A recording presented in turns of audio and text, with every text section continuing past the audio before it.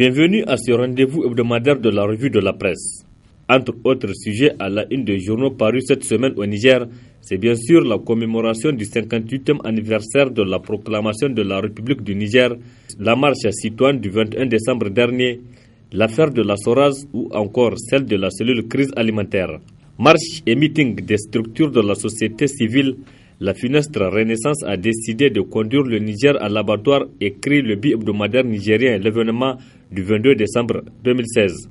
Ils étaient nombreux à battre le pavé le mercredi 21 décembre 2016 suite à l'appel lancé par plusieurs structures de la société civile et syndicats issus de plusieurs secteurs socio-professionnels, nous rapporte le journal qui a constaté une grande marée humaine qui est venue de tous les coins de la capitale qui a assisté à cette grande manifestation pour dénoncer les dérives des autorités actuelles.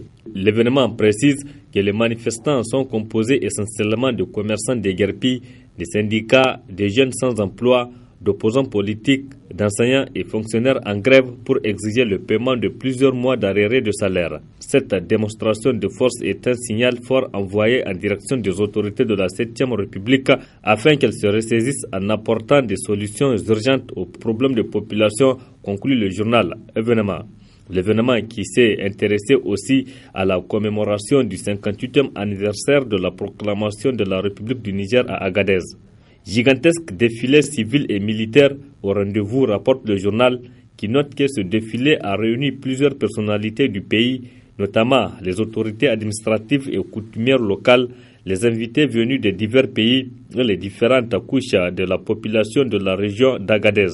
Le défilé s'est déroulé à la nouvelle tribune officielle située à l'entrée de la ville. Ce défilé militaire qui a concerné tous les corps militaires et paramilitaires a permis au public d'admirer l'art militaire nigérien dans une maîtrise de plus accomplie et la discipline militaire sous le son de la fanfare, explique l'événement qui a fait cas aussi du défilé civil qui a donné lieu à une démonstration de fantasia des chevaux du sultanat de l'Aïr et bien d'autres. Le message du président de la République à l'occasion du 58e anniversaire de la proclamation de la République du Niger.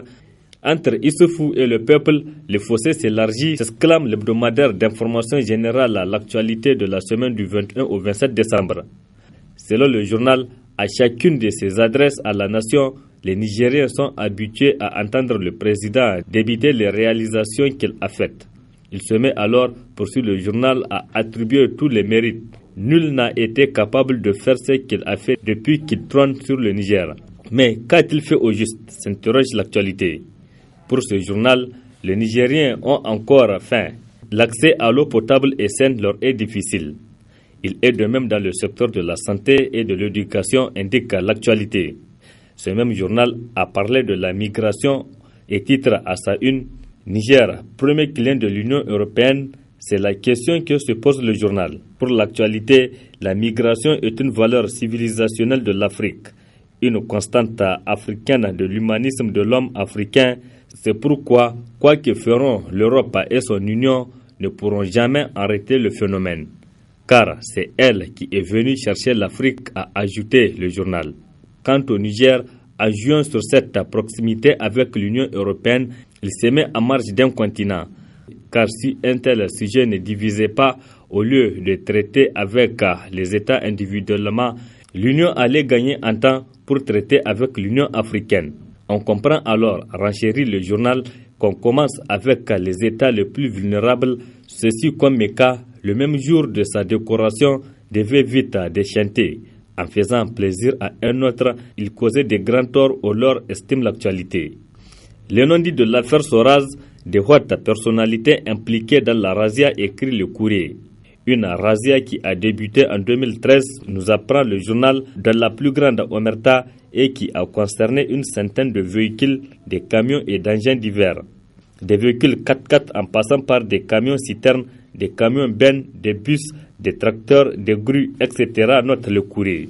Le courrier qui rapporte que ces véhicules et engins divers ont tantôt alimenté le parc personnel des personnalités du régime, tantôt enrichi le capital physique d'entreprises hors la loi. Le courrier qui va plus loin pour parler du rapport incriminant Issaka Asuman comme étant celui qui a recommandé son beau-fils auprès des services régionaux afin qu'on lui fasse les facilités attendues. clairement mise en cause par la Halcia, le courrier précise que Isaac Asuman se débat tant bien que mal et devant l'intransigeance de Hassoumi Massaoudou. Une situation qui pousse d'ailleurs le journal à poser deux questions. Quel lien y a-t-il entre un de ces gagnants de Razia et Isaac Asuman? Et qui sont les personnalités du régime et les hommes d'affaires impliqués dans cette Razia? En attendant le retour de la manivelle dans cette affaire, poursuit le journal, c'est des matériels d'une valeur estimée à plus de 6 milliards de francs CFA qui ont été soustraits du patrimoine de l'État, nous apprend le courrier qui s'est également intéressé à une autre affaire.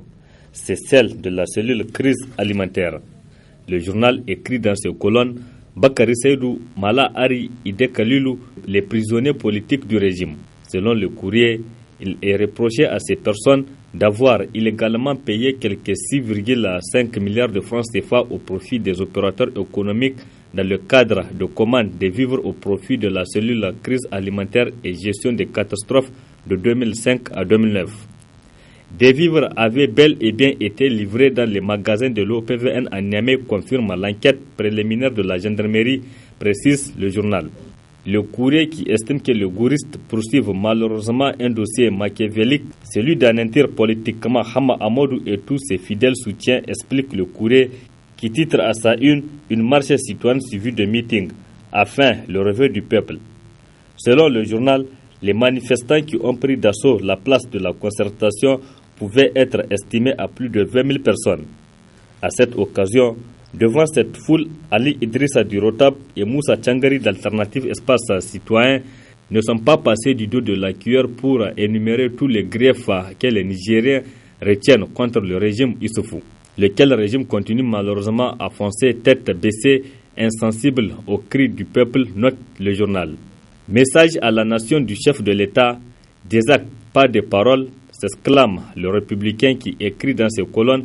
Si le message à la nation du président de la République était particulièrement plus que jamais attendu de ses compatriotes, c'est justement parce que les Nigériens ne perçoivent en rien une ligne de démarcation entre la gouvernance du premier mandat et celle du deuxième qui est en passe de consommer sa première année.